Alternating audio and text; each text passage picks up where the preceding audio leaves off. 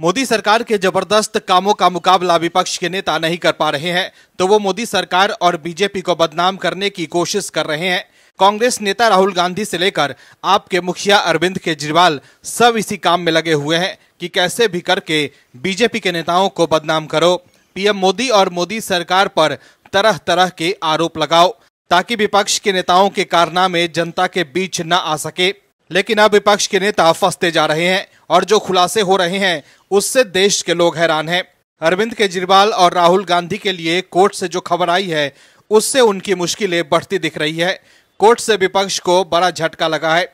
इस खबर में आगे आपको बताएंगे डिटेल में कि किस मामले में राहुल गांधी की बढ़ गई है मुसीबत। तो वहीं अरविंद केजरीवाल के बारे में भी बताएंगे आपको कि किस मामले में केजरीवाल को कोर्ट ने दिया है झटका। तो वहीं ये भी बताएंगे आपको कि बीजेपी के लिए क्या खुशखबरी आई है। इसके अलावा ये भी बताएंगे आपको कि कोर्ट के किस फैसले से विपक्ष के बड़े नेता की बढ़ गई है घबराहट। तो बने रहिए वीडियो में अंत तक और देखिए हमारी ये खास रिपोर्ट। कांग्रेस नेता राहुल गांधी अब नई मुसीबत में फंस गए हैं। राहुल गांधी बीजेपी पर तो खूब आरोप लगाते हैं, लेकिन अब वो नई मुसीबत में घिर गए हैं। राहुल गांधी ऐसे फंसे हैं कि उनके लिए जवाब देना मुश्किल हो गया है। मोदी सरकार और पीएम मोदी पर निशाना साधने के चक्कर में राहुल गांधी देश को बदनाम करने का काम कर रहे हैं, ऐसा आरोप बीजेपी उन पर लगा रही है। दोस्तों, राहुल गांधी देश के भीतर नेता प्रतिपक्ष के पद पर है, एक संवैधानिक पद पर है और उस पद पर बैठे व्यक्ति के द्वारा अगर कोई बात छुपाई जाती है तो वो कहीं ना कहीं देश के कानून और संविधान का अपमान है। दर्शकों, समझने की जरूरत है कि राहुल गांधी के ऊपर आरोप ये लग रहा है कि वो देश के साथ धोखा दे रहे हैं। दर्शकों, आपको समझना ये भी होगा कि अगर राहुल गांधी ने देश के साथ झूठ बोला होगा तो कहीं ना कहीं उनकी राजनीति खत्म हो जाएगी। दरअसल कांग्रेस नेता राहुल गांधी को लेकर जो खबर आई है उससे सवाल उठ रहे हैं कि क्या राहुल गांधी की नागरिकता फर्जी है, क्या राहुल गांधी ने देश के साथ गद्दारी की है। दरअसल राहुल गांधी की नागरिकता का मामला बढ़ता जा रहा है। इलाहाबाद हाईकोर्ट ने इस मामले में दायर की गई याचिका पर केंद्र सरकार से जवाब तलब किया है। हाईकोर्ट ने गृह मंत्रालय से राहुल गांधी की नागरिकता पर उठे सवालों का जवाब देने को कहा है। राहुल गांधी की नागरिकता पर पहले भी विवाद हो चुका है। इस मामले में अन्य लोगों ने भी देश की अलग अलग कोर्ट में याचिकाएं दायर की हैं। सुप्रीम कोर्ट भी इस मामले में याचिका पर सुनवाई कर चुकी है। इलाहाबाद हाई कोर्ट के जस्टिस राजन रॉय और जस्टिस ओम प्रकाश शुक्ला की बेंच ने एस विघ्नेश शिशिर की याचिका पर सुनवाई की। शिशिर ने हाई कोर्ट के सामने दावा किया है कि राहुल गांधी के पास ब्रिटेन की नागरिकता है। शिशिर ने इस मामले में सीबीआई जांच की मांग की है। याचिकाकर्ता शिशिर ने हाई कोर्ट को बताया कि उन्होंने केंद्र सरकार के गृह मंत्रालय के सामने राहुल गांधी की याचिका को लेकर 2 आवेदन दिए हैं। ये आवेदन नागरिकता कानून के तहत दिए गए हैं। याचिकाकर्ता शिशिर ने गृह मंत्रालय में दिए गए आवेदनों पर कार्रवाई के लिए इलाहाबाद हाईकोर्ट का रास्ता लिया है। हाईकोर्ट ने इस पर सुनवाई करते हुए गृह मंत्रालय से पूछा है कि उसने इन आवेदनों पर क्या एक्शन लिया है। हाईकोर्ट ने additional solicitor general Suryabhan Pandey को आदेश दिया है कि वो गृह मंत्रालय की कार्रवाई का ब्यौरा कोर्ट के सामने रखें। इलाहाबाद हाईकोर्ट ने कहा कि वो अभी राहुल गांधी की नागरिकता का परीक्षण नहीं कर रहे, बल्कि वो ये जानना चाहते हैं कि आखिर गृह मंत्रालय ने इस मामले पर क्या कार्रवाई की है। हाईकोर्ट ने इससे पहले इसी मामले में डाली गई याचिका वापस लेने की अनुमति दी थी। ये याचिका भी शिशिर ने ही लगाई थी। केंद्र सरकार के गृह मंत्रालय के पास नागरिकता कानून के तहत ये शक्ति है कि वो किसी भारतीय नागरिक की विदेशी नागरिकता अपनाने के कारण और समय की जानकारी जुटा सके। शिशिर का आवेदन गृह मंत्रालय से राहुल गांधी की नागरिकता रद्द करने की मांग करता है। सुब्रमण्यम स्वामी ने राहुल गांधी की नागरिकता को इससे पहले दिल्ली हाई कोर्ट में याचिका डाली थी। 20 अगस्त 2024 को दिल्ली हाई कोर्ट ने इस मामले में सुनवाई की थी। दिल्ली हाई कोर्ट ने इस याचिका को जनहित याचिका बेंच को स्थानांतरित कर दिया था। राहुल गांधी की नागरिकता को लेकर विवाद पहली बार नहीं हो रहा है। राहुल गांधी की नागरिकता का विवाद सुप्रीम कोर्ट तक जा चुका है। इससे पहले दिल्ली के 2 लोगों ने राहुल गांधी की नागरिकता पर प्रश्न उठाए थे। उन्होंने दावा किया था कि एक कंपनी के 2005-06 के रिकॉर्ड में राहुल गांधी को ब्रिटिश नागरिक बताया था, याचिका में दावा किया गया था कि राहुल गांधी ने स्वेच्छा से ब्रिटिश नागरिकता ली है और इसकी जानकारी नहीं दी है। उन्होंने कहा था कि ये जनप्रतिनिधि अधिनियम का उल्लंघन है। राहुल गांधी का मामला जब सुप्रीम कोर्ट पहुंचा था तो उसने इस याचिका को रद्द कर दिया था। 2019 में सुप्रीम कोर्ट की एक बेंच सुनवाई करते हुए कहा था कि यदि कोई कंपनी अपने कागजों में किसी को ब्रिटिश नागरिक बता देती है तो इससे वो वहां का नागरिक नहीं हो जाता। सुप्रीम कोर्ट ने यह भी कहा था कि याचिकाकर्ता समाज सेवा करने की राजनीति कर रहे हैं। राहुल गांधी ने इस मामले में संसद की एथिक्स कमेटी के नोटिस पर जवाब दिया था। राहुल गांधी ने एथिक्स कमेटी की नोटिस के सवाल पर बताया था कि उन्होंने कभी भी ब्रिटिश नागरिकता के लिए आवेदन ही नहीं दिया। उन्होंने कहा था कि नागरिकता को लेकर प्रश्न उनकी छवि धूमिल करने के उद्देश्य से उठाए जा रहे थे।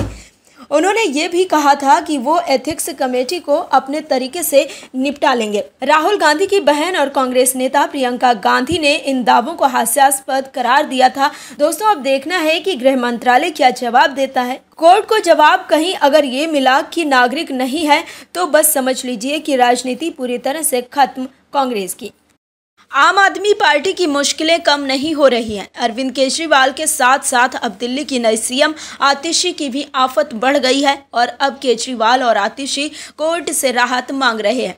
दर्शकों, आम आदमी पार्टी के नेताओं की आदत है कि वो बिना सोचे समझे जनता को गुमराह करने की कोशिश करते हैं, लेकिन अब उन्हें जनता को गुमराह करना भारी पड़ रहा है, जिसके बाद केजरीवाल के साथ आतिशी की भी चिंता बढ़ गई है। दर्शकों, अरविंद केजरीवाल ने दिल्ली के हर वर्ग का अपमान किया है। पहले उन्होंने दिल्ली की जनता के सपनों का अपमान किया और फिर दिल्ली की जनता के अलग समाज वर्गों का अपमान किया है। दोस्तों, दिल्ली की जनता ने एक उम्मीद से केजरीवाल को वोट दिया था कि ये आदमी कुछ बदलाव करेगा, लेकिन ऐसा हुआ नहीं। केजरीवाल सिर्फ टोपी घुमाते रहे हैं, इधर से उधर, कभी राज्यपाल के खिलाफ उनके घर में ही सोकर धरना देते रहे तो कभी बयानबाजी करते रहे, लेकिन काम एक भी नहीं हुआ। ऊपर से उल जुलूल बयानबाजी करते रहे और दिल्ली के अलग समाज के लोगों के खिलाफ बयानबाजी करते रहे और अब मानहानि के मामले में फंस गए और अब माफी मांगते फिर रहे हैं सुप्रीम कोर्ट से। दरअसल आम आदमी पार्टी के मुखिया अरविंद केजरीवाल और दिल्ली के सीएम आतिशी मुश्किल में फंस गई हैं और अब केजरीवाल और आतिशी को कानून की ताकत समझ में आने लगी है। हाल ही में शिवसेना उद्धव ठाकरे गुट के नेता और सांसद संजय राउत को बीजेपी नेता के खिलाफ झूठे आरोप लगाने की वजह से मानहानि के एक मामले में कोर्ट से सजा हुई है, जिसके बाद अब बीजेपी पर झूठे आरोप लगाने वाले विपक्षी नेताओं के पसीने छूटने लगे हैं और अब आतिशी और केजरीवाल भी कोर्ट की शरण में पहुंचे हैं।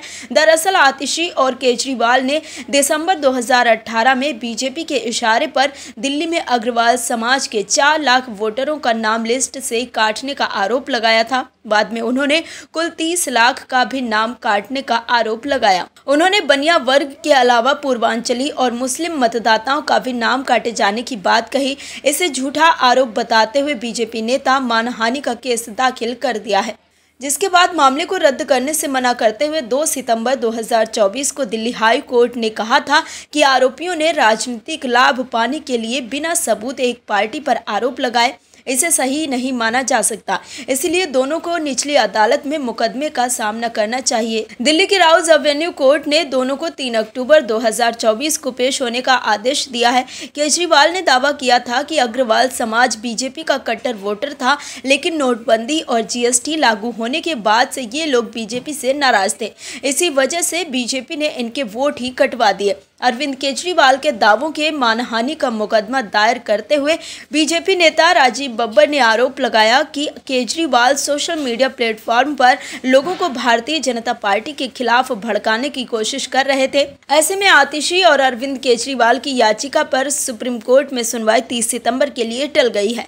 केजरीवाल और आतिशी ने बीजेपी नेता राजीव बब्बर की तरफ से दाखिल मानहानि केस रद्द करने की मांग की है। इससे पहले हाई कोर्ट ने केजरीवाल और आतिशी को झटका देते हुए केस रद्द करने से मना कर दिया था। शिकायतकर्ता बीजेपी नेता राजीव बब्बर के वकील ने जजों को बताया कि उनकी तरफ से कैविएट दाखिल किए जाने के बावजूद रजिस्ट्री ने उन्हें ये मामला आज सुने जाने की जानकारी नहीं दी। इस पर जस्टिस ऋषिकेश रॉय और SVN भट्टी की बेंच ने सुनवाई सोमवार के लिए टाल दी। तो देखा आपने कैसे केजरीवाल और आपके नेता बीजेपी के नेताओं पर आरोप तो लगा देते हैं, लेकिन वो अपने आरोप को साबित नहीं कर पाते हैं। बीजेपी के के नेता सबूत मांगते हैं तो वो चुप हो जाते हैं, जिसके बाद बीजेपी के नेता को कोर्ट में केस लड़ना पड़ता है और फिर आपके नेता कोर्ट पहुंचकर केस रद्द करने की गुहार लगाते हैं। लेकिन कई बार आपके नेताओं को कोर्ट से झटका लग चुका है। खुद पार्टी के मुखिया अरविंद केजरीवाल बीजेपी के नेता से माफी भी मांग चुके हैं और अब केजरीवाल के साथ आतिशी की भी आफत बढ़ गई है।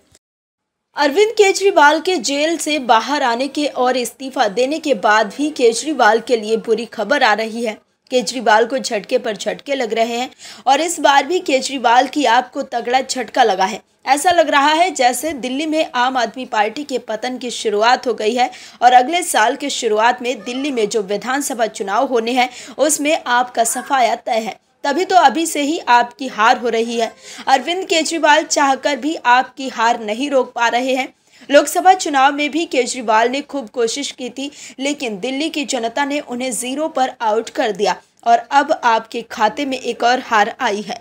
तो वहीं बीजेपी ने जीत का परचम लहरा दिया है। दर्शकों, दिल्ली नगर निगम की सरकार में भले ही आप हो कहने के लिए, लेकिन कहीं ना कहीं शक्ति तो अब बीजेपी के पास ही आ गई है फिर से।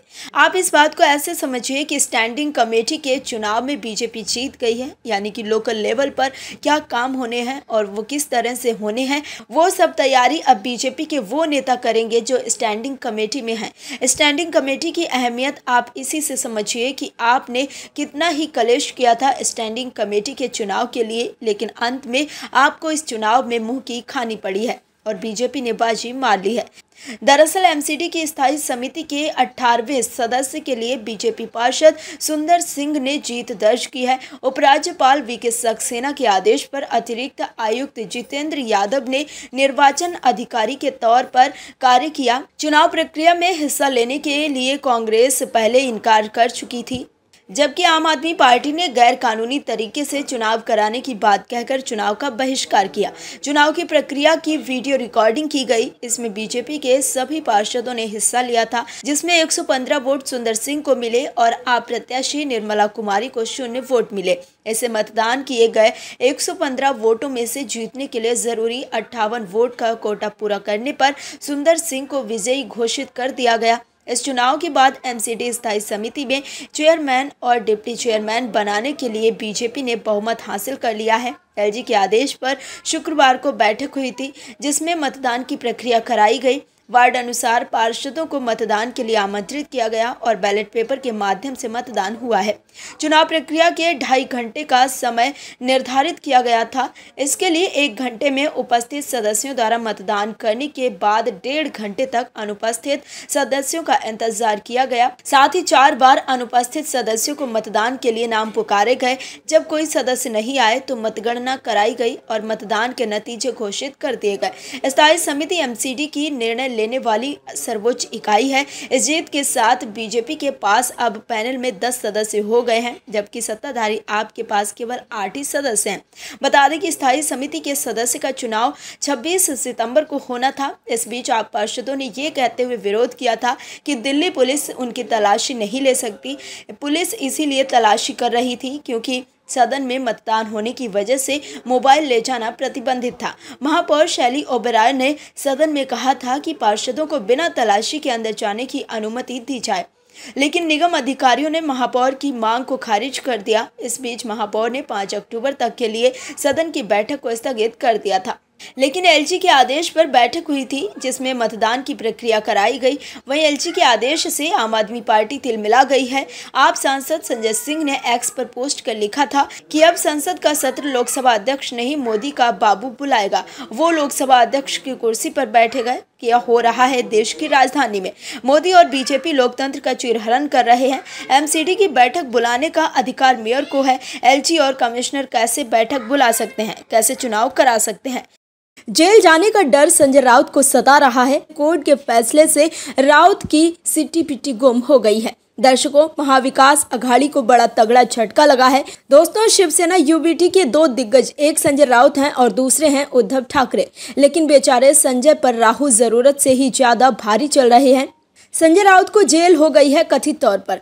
दर्शकों, संजय राउत कभी भी उल जुलूल कहीं भी बोलते रहते हैं। दर्शकों, संजय राउत अगर जेल चले जाते तो महाविकास का पूरा मामला ही चौपट हो जाता और जीतने से पहले ही वो हार जाते। संजय राउत पर मानहानि का मुकदमा चल रहा था जिस पर उन्हें सजा सुनाई गई, लेकिन गिरफ्तार होने से बाल बाल बच गए। मानहानि केस में शिवसेना सांसद यूबीटी संजय राउत दोषी करार दिए गए हैं। कोर्ट ने उन्हें 15 दिन की जेल की सजा सुनाई है। इसके साथ ही उन पर 25,000 का जुर्माना भी लगाया गया है। बीजेपी नेता किरीट सोमैया की पत्नी मेधा किरीट ने राउत के खिलाफ केस दर्ज कराया था। मेधा ने उन पर 100 करोड़ रुपए के मानहानि का मुकदमा दायर किया था। मेधा सोमैया की अर्जी पर मुंबई के शिवड़ी कोर्ट में सुनवाई हुई। कोर्ट ने शिवसेना सांसद को इस मामले में दोषी पाया। मेधा के वकील विवेकानंद गुप्ता ने कहा कि कोर्ट ने संजय राउत को 15 दिन की सजा सुनाई है और उन पर 25,000 का जुर्माना लगाया है। दरअसल संजय राउत ने मेधा पर 100 करोड़ रुपए के शौचालय घोटाले में शामिल होने का आरोप लगाया था। राउत के आरोपों को मेधा ने सिरे से खारिज कर दिया था और कहा था कि उन पर लगाए गए राउत के आरोप निराधार और अपमानजनक प्रकृति के हैं। इसके बाद किरीट सोमैया ने संजय राउत को इस आरोप का सबूत देने की चुनौती दी थी, मगर संजय राउत द्वारा कोई सबूत नहीं देने पर मेधा सोमैया ने संजय राउत के खिलाफ 100 करोड़ रुपए का मानहानि का मुकदमा दायर किया था। वहीं कोर्ट के इस फैसले पर संजय राउत ने बड़ा बयान दिया है। शिवसेना उद्धव गुट के सांसद संजय राउत ने कहा कि मैं कोर्ट के आदेश का सम्मान करता हूं, लेकिन यकीन नहीं कर सकता कि उन्होंने ऐसा आदेश पारित किया है। संजय राउत ने कहा कि हम उस देश में न्याय की उम्मीद कैसे कर सकते हैं जहां प्रधानमंत्री गणेश उत्सव के लिए भारत के मुख्य न्यायाधीश के घर जाते हैं और मोदक खाते हैं। वहीं खबर के मुताबिक संजय राउत को मानहानि के लिए आईपीसी की धारा 500 का दोषी ठहराए जाने के बाद हिरासत में लिए जाने के दौरान संजय राउत मजिस्ट्रेट कोर्ट के बाहर शांत बैठे रहे और कहने लगे, अब मैं जेल जाऊंगा। हालांकि उनके वकील और उनके भाई सुनील राउत ने कहा है कि उन्होंने जमानत याचिका दायर की है। वहीं मजिस्ट्रेट कोर्ट के फैसले के खिलाफ अपील करने के लिए संजय राउत की सजा को 30 दिनों के लिए स्थगित कर दिया गया है। साथ ही कोर्ट ने 15,000 के मुचलके पर उन्हें जमानत दे दी है। फिलहाल तो वो जेल जाने से बच गए हैं, लेकिन कब तक वो बच पाएंगे ये बड़ा सवाल है। Bureau report, OMH news. और भी वीडियोस देखने के लिए चैनल को सब्सक्राइब करें और बेल आइकन को दबाएं।